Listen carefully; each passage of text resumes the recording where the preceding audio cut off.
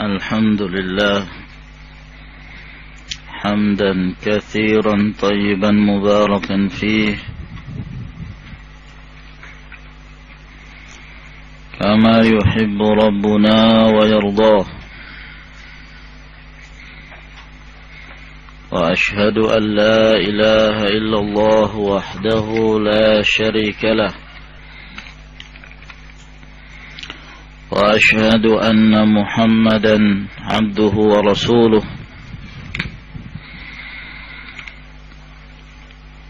صلى الله عليه وعلى آله وأصحابه وسلم تسليما كثيرا.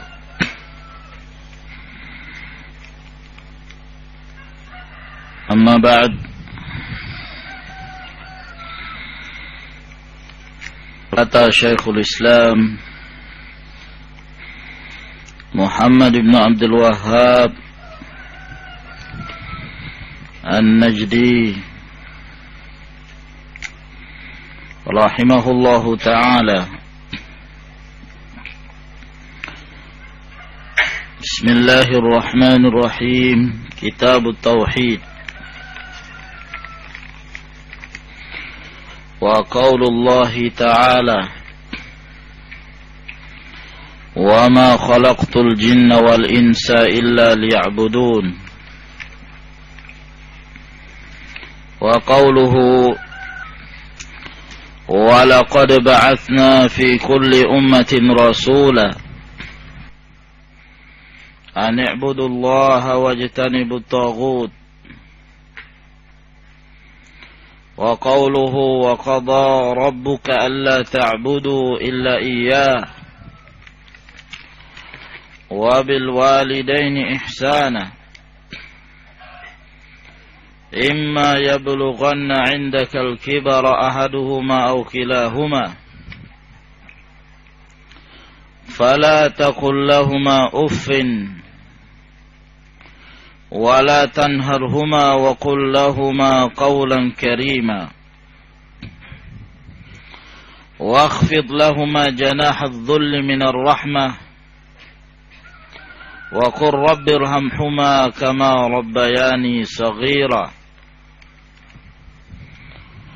وقوله: واعبدوا الله ولا تشركوا به شيئا. وقوله: قل تعالوا أتل ما حرم ربكم عليكم ألا تشركوا به شيئا وبالوالدين إحسانا ولا تقتلوا أولادكم من إملاق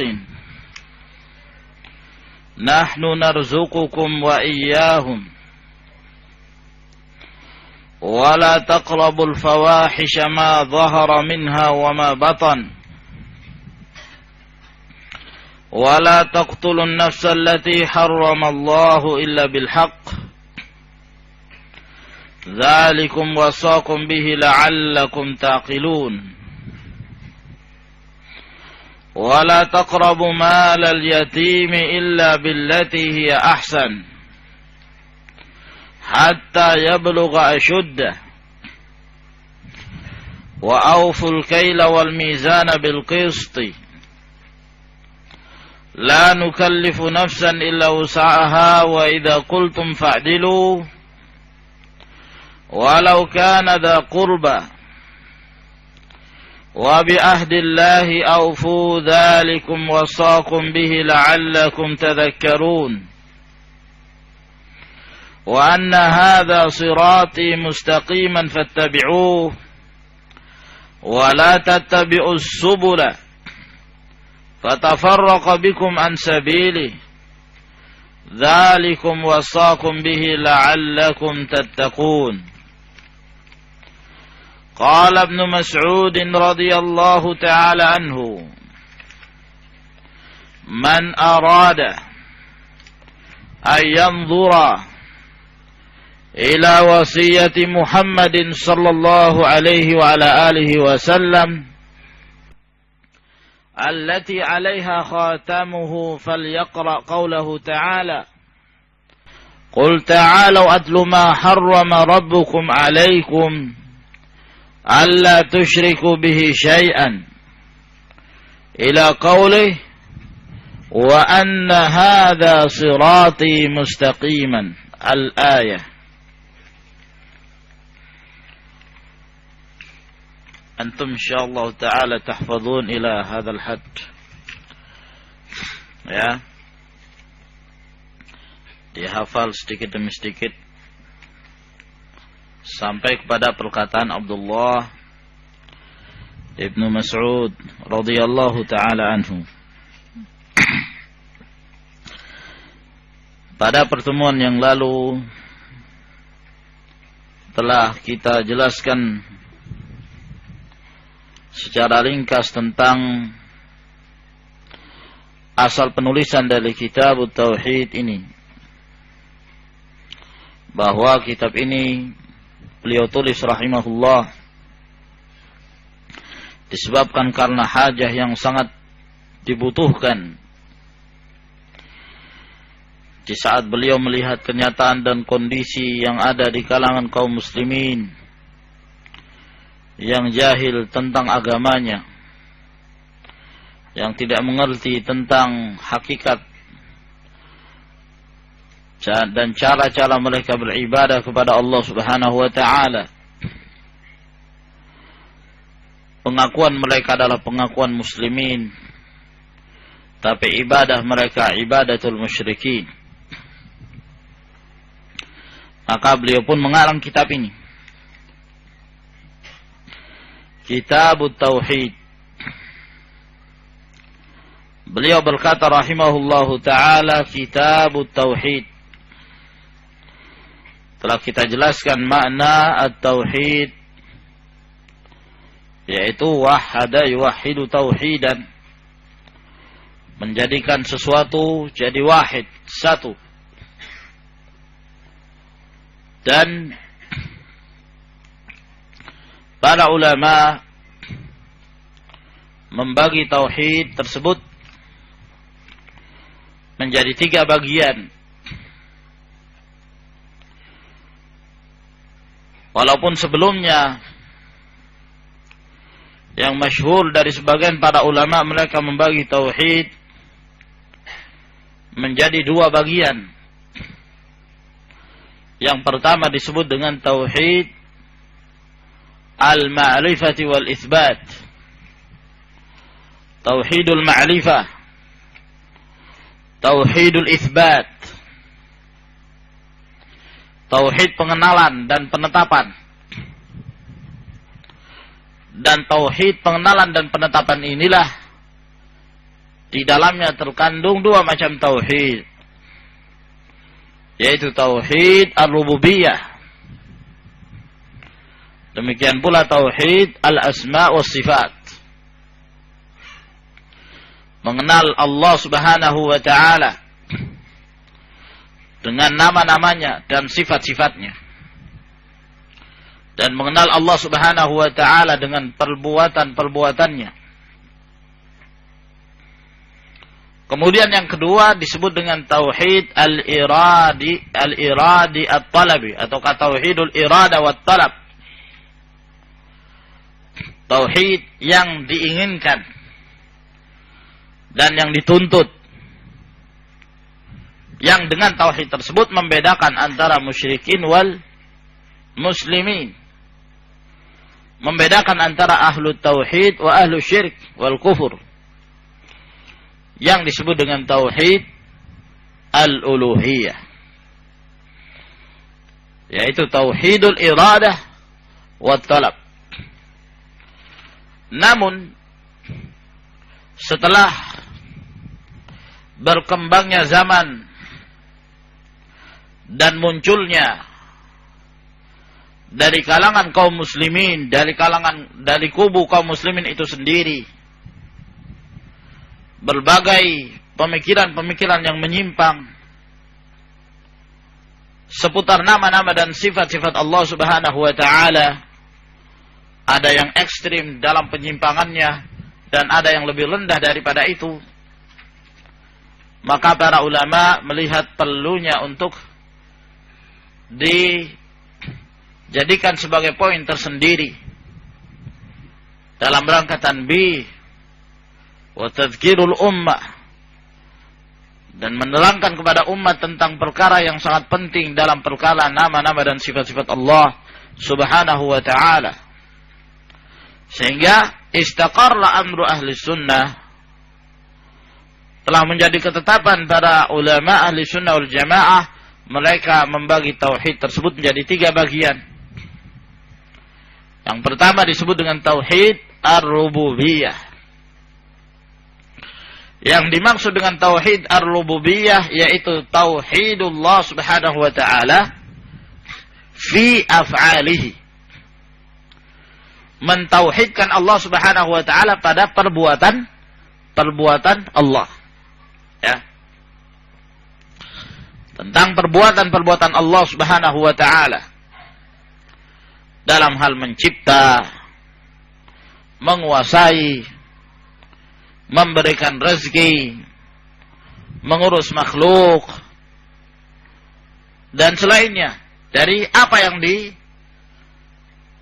dilakukan dan dikerjakan oleh Allah subhanahu wa ta'ala. Jadi tauhid ini berkenan tentang af'alullah,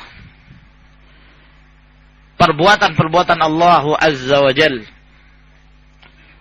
Satu-satunya yang menciptakan adalah Allah, satu-satunya yang memberikan rezeki, satu-satunya yang mentadbir, mengurus, satu-satunya yang merajai, dan seterusnya. Nah, ini yang dimaksud dengan tauhid ar-rububiyah. Dan sebagaimana antum ketahui bahwa tauhidur rububiyah tidak satupun dari kalangan ahlul millah yang mengingkari tauhid ini. Naam. Ya. Dari kalangan musyrikin mereka menetapkan tauhid ini. Jadi banyak dari kalangan al-kuffar, orang-orang yang kafir, kecuali mereka dari kalangan malahidah, mulhidin, yang meniadakan pencipta. Naam. Mereka itu yang menafikan. Ya. Yang mengingkari adanya ilah. Dari kalangan komunis dan yang semisal mereka. Jadi tauhidul rububiyah ini tauhid yang membedakan antara ahlu mutsbitil ilahiyah wa ghairuha. Membedakan antara orang-orang yang menetapkan ataukah kelompok yang menetapkan adanya pencipta dan selainnya. Nah, dan terkadang juga di antara mereka ada yang mengingkari tauhidur rububiyah, dari yang menetapkan adanya pencipta, seperti dari kalangan Majus, yang disebut juga dengan kelompok apa, ikhwan? Zoroaster, ya. Dan yang semisalnya. Ya. Yang menetapkan pencipta itu lebih dari satu. Pencipta itu lebih dari satu. Ada yang menciptakan kebaikan, ada yang menciptakan kejahatan. Namun mereka pun menyatakan bahwa yang menciptakan kebaikan itu lebih kuat daripada pencipta kejahatan. Pencipta kejahatan ini kalah sama pencipta kebaikan. Yang kedua, tauhid al-uluhiyah. Tauhidul uluhiyah adalah mentauhidkan Allah subhanahu wa ta'ala fi af'alil ibad. Berkenaan tentang perbuatan-perbuatan hamba. Ya, yang berkenaan tentang ibadah mereka, ikhlas mereka dalam beribadah kepada Allah subhanahu wa ta'ala, dan tidak menyekutukan dalam beribadah kepadanya, mencakup berbagai macam, segala macam jenis ibadah, at-tawakkul wan nadhr wal khasyah war raghbah war rahbah al khauf war raja wa ghairuha min anwa'i al-ibadat. Dan tauhid inilah yang membedakan antara ahlul millatil islamiyah wa ahlul kufur wasyirk. Membedakan antara muslimin dan kufar wal musyrikin. Dan inilah yang dikehendaki. Dan tauhid inilah yang kemudian Allah Subhanahu wa taala mengutus para nabi dan rasul untuk mengajak umat ini kembali kepada jalan Allah Subhanahu wa taala. Wa laqad ba'atsna fi kulli ummatin rasulan an i'budullaha wajtanibut taghut. Sungguh kami telah mengutus pada setiap umat itu seorang rasul yang mereka seru adalah sembahlah Allah Subhanahu wa taala.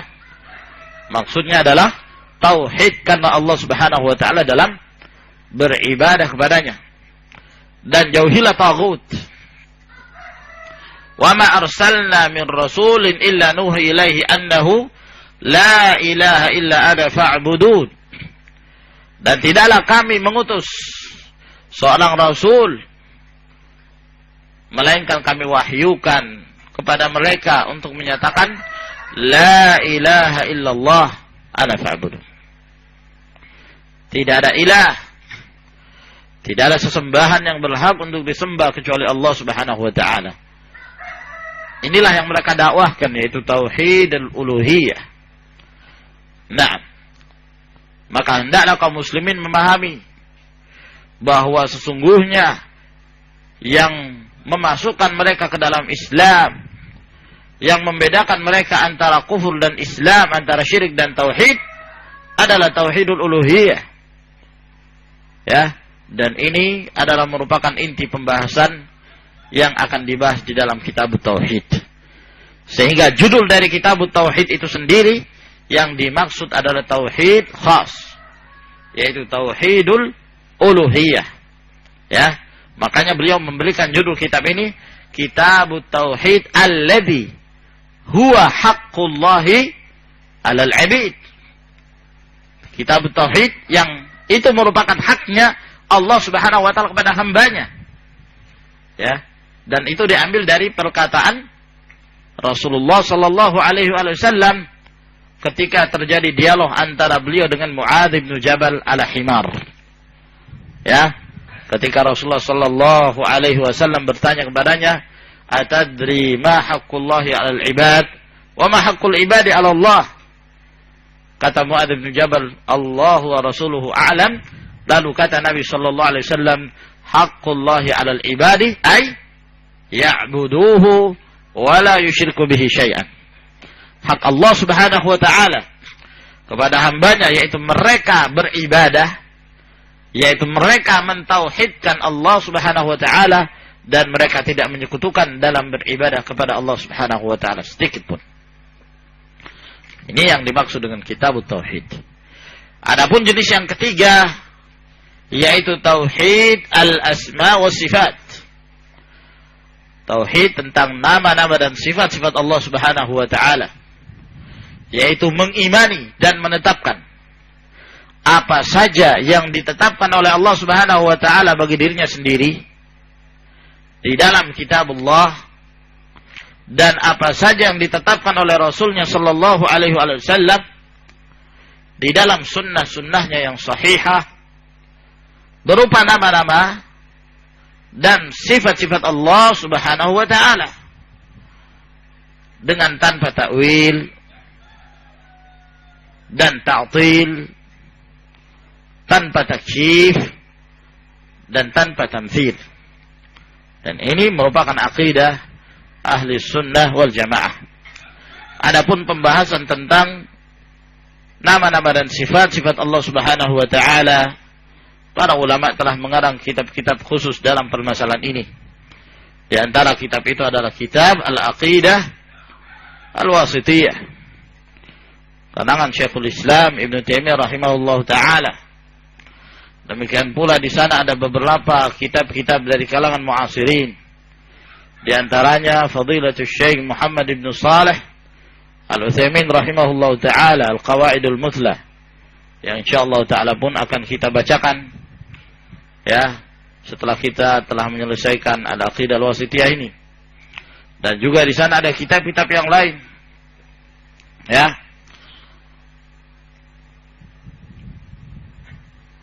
Alwi bin Abdul Qadir As-Saqqaf juga punya kitab tentang Sifatullahi Subhanahu wa Ta'ala. Nah, dan juga di sana ada salah seorang dosen Madinah, Muhammad bin Khalifah Tamimi, punya beberapa kitab juga dalam permasalahan nama-nama dan sifat Allah. Ada khusus pembahasan nama-nama Allah Subhanahu wa Ta'ala, ada juga khusus pembahasan sifat-sifat Allah Subhanahu wa Ta'ala. Di samping itu pula di dalam kitab-kitab para ulama yang kibar terdahulu, ulama salaf, ya, yang membahas sebagian dari nama-nama dan sifat-sifat Allah Subhanahu wa Ta'ala itu. Seperti kitab Syarah Usul I'tiqad Ahli Sunnah wal Jamaah Al-Lalaka'i. Demikian pula kitab Tauhid Ibnu Khuzaimah rahimahullahu ta'ala. Naam. Dan kitab-kitab Syekhul Islam dari Majmu'ul Fatawa, dan demikian pula Ibnu Qayyim rahimahullah di dalam banyak kitab-kitab beliau seperti As-Sawa'iq Al-Mursalah, na'am, fi Ghazwil Jahmiyah wal Mu'attilah, juga menetapkan berkenaan tentang nama-nama dan sifat Allah. Demikian pula kitab Ijtima' Al-Juyush Al-Islamiyah, di mana Ibnu Qayyim rahimahullah menukilkan dari athar salaf dalam menetapkan ketinggian Allah Subhanahu wa Ta'ala di atas seluruh makhluknya. Walhasil para ulama telah menulis dalam permasalahan nama-nama dan sifat-sifat Allah Azza wa Jal. Jadi ikhwan fiddin azakumullah, ini semua harus kita imani. Barang siapa yang menetapkan semua ini dan mengimaninya dengan keimanan yang benar, maka semakin sempurnalah keimanannya, ya, dan semakin sempurna yang dia miliki dari agama dan pengamalannya. Dan barang siapa yang berkurang atau terjadi penyimpangan, ya, dari satu hal dari jenis-jenis tauhid ini, maka di antara mereka ada yang berkurang imannya, dan di antara mereka pula ada yang menyebabkan imannya tersebut batal dan keluar dari Islam. Waliyadzubillah. Ini tentang tauhid Allah Subhanahu wa Ta'ala. Dan lawan dari tauhid itu adalah asyirik. Sebagaimana kita telah menjelaskan bahwa asyirik itu adalah ja'lu asy-syai'i syarikan lahu, menjadikan sesuatu sekutu bagi dia. Ya. Kalau misalnya ada seorang mengatakan asyraka fulanun fulanan fil amri, bahwa si fulan berbuat syirik kepada si fulan dalam satu urusan. Maknanya adalah ay ja'ala hadha fulanun syarikan li hadzal fulan, bahwa si fulan menjadikan sekutu bagi si fulan ini dalam satu urusan. Ya. Maka barang siapa yang asyraka billah, syirik kepada Allah Subhanahu wa Ta'ala, faqad ja'ala lillahi Subhanahu wa Ta'ala syarikan lahu fil ibadah. Maka sungguh dia telah menjadikan sekutu bagi Allah Subhanahu wa Ta'ala di dalam melaksanakan salah satu di antara sekian jenis ibadah kepada Allah Subhanahu wa Ta'ala. Maka sebagaimana tauhid terbagi, maka demikian pula syirik terbagi. Ada yang membagi menjadi dua bagian, ada pula yang membagi menjadi tiga bagian. Adapun yang mereka membagi menjadi dua bagian, yang ini juga merupakan qaul yang masyhur, mereka membagi syirik itu menjadi asyirkul akbar dan asyirku al-asghar, ya. Asyirkul akbar wa syirku al-asghar. Nah, syirik besar dan syirik kecil. Nah, syirik besar yang mengeluarkan seorang dari Islam. Barang siapa yang melakukannya, maka sungguh dia telah keluar dari Islam dan menjadi seorang yang musyrik. dan sifat syirik itu melekat pada dia. Adapun asyirkul asghar adalah merupakan kesyirikan ataukah wasilatu ila syirki billah, jalan menuju kepada kesyirikan kepada Allah Subhanahu wa taala, akan tetapi tidak sampai mengeluarkan seorang dari Islam. Nah, seperti al-halif billah, bersumpah dengan selain nama Allah Subhanahu wa taala, dan yang semisalnya. Nah, yang apabila seorang terjatuh, maka dia telah terjatuh ke dalam salah satu dari jenis-jenis kesyirikan, tapi sifat syirik itu tidak melekat pada dia secara keseluruhan, ya, sehingga dia tidak dikatakan musyrik, ya, secara keseluruhan, ya, sebab penamaan al-musyrik menunjukkan bahwa dia telah keluar dari Islam dan sifat syirik itu telah melekat pada dia. Adapun seorang yang terjatuh dalam syirik asghar, maka dia tidak keluar dari Islam dengan perbuatannya tersebut, sehingga tidak bisa dilekatkan nama al-musyrik, ya, pada dia disebabkan dengan perbuatan syirik yang dia kerjakan. Nah, dan sebagian para ulama ada yang menambah, ada asyirkul akbar, yang kedua asyirkul asghar, dan yang ketiga asyirkul khafi, ya, asyirkul khafi.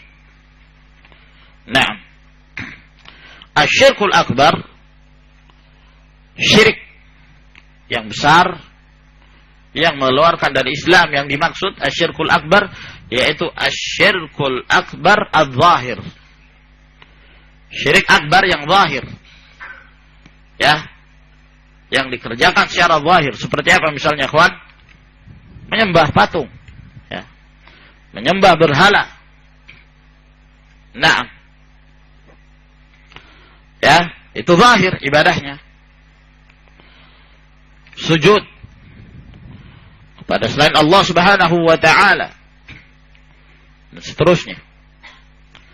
Yang kedua asyirkul asghar adz-zahir, syirik kecil yang zahir, ya, nampak. Seperti yang telah kita contohkan, al-halif billah bighairillah,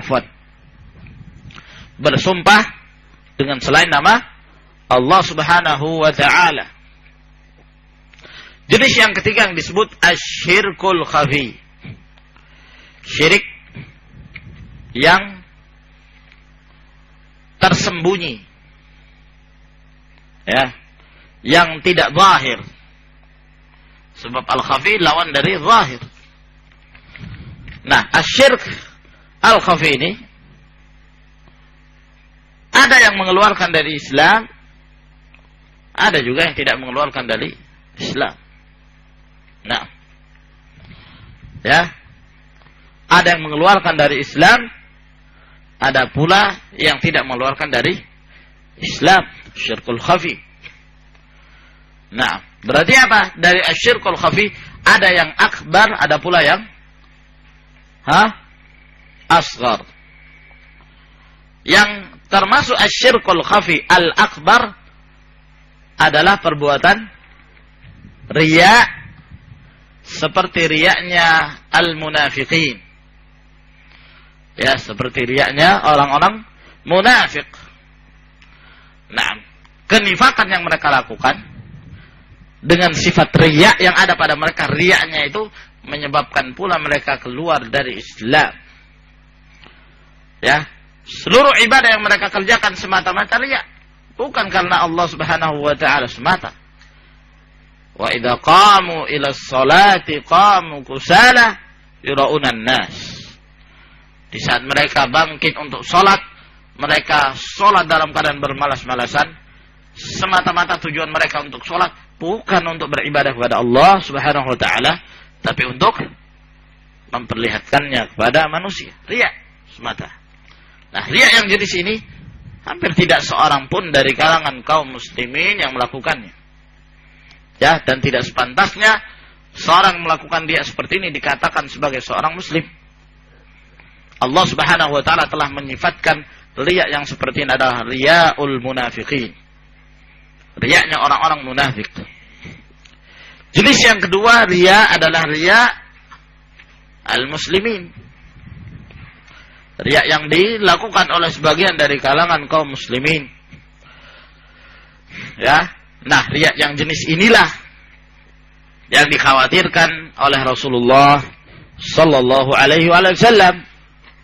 Nah, di dalam hadis Mahmud bin David yang telah kita bacakan sebelumnya, di mana Rasulullah sallallahu alaihi wasallam bersabda, "Akhwafu ma akhafu ala ummati asyirkul asghar." Yang paling aku khawatirkan, di antara yang aku khawatirkan terhadap umatku ini adalah syirik kecil, yaitu ar-riya, beribadah agar kemudian diperlihatkan kepada manusia, agar manusia tersebut memberikan pujian kepada dia. Inilah yang disebut dengan asyirku al-khafi. Maka ikhwani fiddin azakumullah, sebagaimana tauhid terbagi menjadi 3, dan demikian pula asyirik juga terbagi menjadi 3 bagian. Dan tentang pembagian tauhid tersebut adalah merupakan pembagian yang sabit di dalam Alkitab dan sunnah Nabi sallallahu alaihi wasallam, dan telah menjadi ijma' para ulama, sehingga tidaklah mereka yang merendahkan pembagian ini ataukah mengelitik pembagian ini, wallahu a'lam bishawab, apa yang ada di dalam hati-hati mereka. Naam, yang menyatakan bahwa pembagian ini pembagian bid'ah. Baik. Ini adalah perkara-perkara taksimat. Terkadang memang di zaman Rasulullah sallallahu alaihi wasallam tidak ada penyebutan secara sharih tentang pembagian itu. Walaupun secara isyarah telah disebutkan oleh Allah Subhanahu wa taala di dalam Al-Qur'anul Karim pada surah yang pertama, yaitu suratul Fatihah. Alhamdulillahi Rabbil Alamin Ar-Rahmanir Rahim Maliki Yawmiddin Iyyaka na'budu wa iyyaka nasta'in. Naam, alhamdu. Ini apa ya kawan? Tauhid apa ini? Tauhid alhamdu. Al-asma' wa sifat. Sifat alhamd lillahi. Tauhid apa ini? Al-asma' sifat aydan, dan juga termasuk tauhid al-uluhiyah, itsbatul uluhiyah lillah dari Allah Subhanahu wa taala. Rabbi, tauhid ar-rububiyah, Rabb, Rabbil alamin. Nah, satu ayat ini saja sudah terkandung 3 macam jenis tauhid. Belum lagi ayat-ayat yang berikutnya. Ar-Rahmanir Rahim, al-asma' sifat. Maliki Yawmiddin, tauhid ar-rububiyah. Iyyaka na'budu wa iyyaka nasta'in, tauhid al-uluhiyah. Naam. Sehingga ini ikhwani fiddin azakumullah, pembagian ini adalah pembagian yang sabit, dan para ulama membagi dengan pembagian yang demikian berdasarkan dalil dari Al-Qur'anul Karim, dari surah yang pertama, dan demikian pula di dalam surah-surah yang lainnya. Naam. Dan tauhid yang menjadi inti dari 3 macam jenis tauhid ini, sebagaimana kita sebutkan, adalah tauhid al-uluhiyah.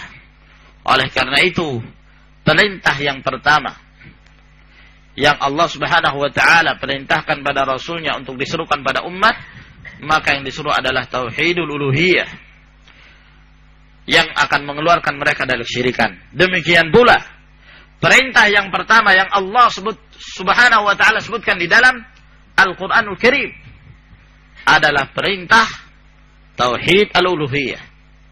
Dalam suratul Baqarah, perintah yang pertama yang Allah sebutkan, ya ayyuhan nasu u'budu rabbakum alladzi khalaqakum walladzina min qablikum la'allakum tattaqun. Naam ya Abdul Halim.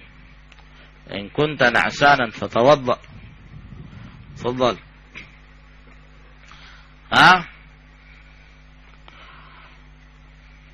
Fahimtum ya ikhwan?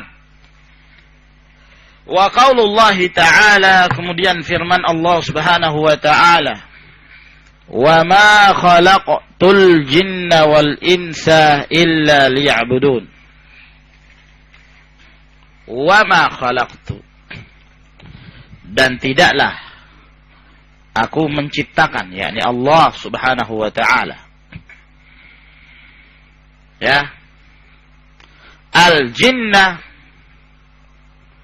tidaklah aku menciptakan jin, wal insa, dan manusia. Al jin adalah merupakan makhluk yang diciptakan oleh Allah Subhanahu wa ta'ala dari api, ya.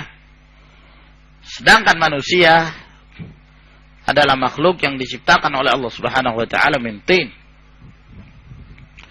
Al-jin dinamakan dengan al-jin, ya, yang biasanya istilah di dalam bahasa Arab kalau terkumpul jim dan nun, ya, selalu berarti sesuatu yang tidak terlihat, tertutupi. Nah, oleh karena itu dinamakan majnun. Majnun, kenapa apa? Karena tertutupi. Apa yang tertutup? Akalnya. Sehingga dinamakan majnun, ya. Jin, nun. Disebut surga dengan apa? Al-jannah. Kenapa disebut jannah? Ya, disebabkan karena alam tersebut, surga itu terhalangi oleh kita, dan kita tidak bisa mengetahui hakikat pasti keadaan daripada surga tersebut. Apa yang kita pikirkan, surga itu jauh lebih nikmat. A'dadtu li'ibadiyas salihin ma la 'ainun ra'at wa la udhunun sami'at wa la khatar ala qalbi bashar. Demikian pula jin dinamakan al-jin karena tertutupi pandangan manusia dari melihat mereka. Ya. Karena mereka memiliki alam tersendiri, mereka mempunyai lingkungan tersendiri, mereka memiliki negara tersendiri, mereka mempunyai kecamatan sendiri yang berbeda dengan manusia. Nah, walaupun sama dalam hal at-taklif, dalam hal mukallafnya, bahwa mereka diberikan beban dan mereka diberikan akal untuk membedakan yang hak dan yang batil, untuk membedakan mana yang sahih dan mana yang salah. Sehingga mereka pun tidaklah diciptakan oleh Allah Subhanahu wa ta'ala, melainkan tujuannya sama dengan tujuan penciptaan manusia. Manusia disebut oleh Allah Subhanahu wa ta'ala di sini dengan penyebutan al-ins. Ya, kata para ulama, kenapa disebut manusia itu al-ins atau al-insan? Sebagian mereka mengatakan sebab itu berasal dari kata al-uns. Sebab yang namanya manusia itu tidak bisa hidup kecuali dengan cara al-mu'anasah, ya. Al-uns, ya, jinak. Ya, istilahnya mereka sulit kehidupan mereka kecuali dengan apa? Saling bantu, membantu. Ya, bersosialisasi di antara mereka, bermasyarakat. Naam. Ya, yang ini membantu yang lain, yang miskin juga membantu yang kaya juga membantu yang miskin. Sehingga dari sini mereka dinamakan al-ins. Dan mereka adalah makhluk yang diciptakan oleh Allah Subhanahu wa ta'ala dari tin, sebagaimana yang telah antum ketahui tentang asal penciptaan nenek moyang manusia, yaitu Adam alaihissalam. Kata Allah Subhanahu wa ta'ala, wa ma khalaqtul jinna wal insa illa, melainkan. Ini namanya apa? Istitsna. Ya. Dan kalau perkataan itu hanya sampai kepada wa ma khalaqtul jinna wal insa. Aku tidak menciptakan jin dan manusia. Titik. Betul enggak? Hah? Kata. Berarti kalimat ini apa? Kurang kan? Dilengkapi dengan apa? Setelah illah. Ya. Dia akan menjadi lengkap kalau ditambah dengan apa yang setelah illah. Fahim tuh? Nah, illa liya'budun, baru kemudian bisa difahami. Ya. Berarti istitsna yang disebutkan oleh Allah Subhanahu wa taala dalam ayat ini namanya istitsna apa? Hah?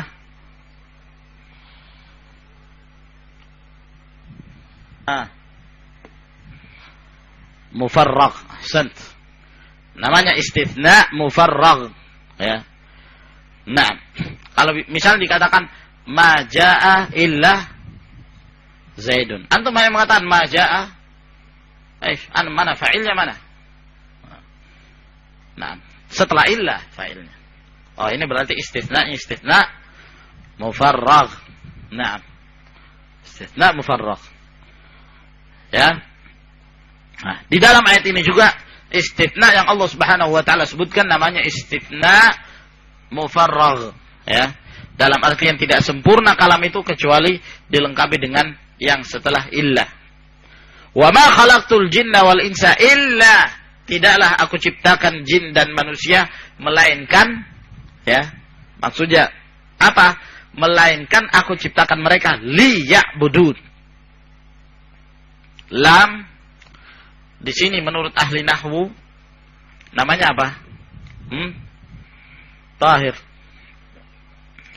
Apa? Kaif lamul amr? Ya Hudzaifah. Hah? Lamu ta'lil barakallahu fik. Liya'budu. Ni. Nah. Bukan lamul amr.